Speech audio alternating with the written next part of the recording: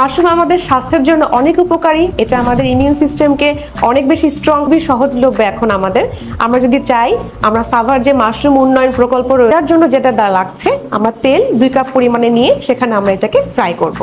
এখন আমরা যেটা করছি যে আমরা একটা বোলের মধ্যে পানি নিয়ে নিব। এরপর আমরা নিয়ে নিচ্ছি আটাটা,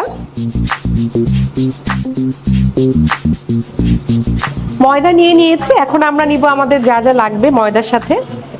আমরা গুঁড়া,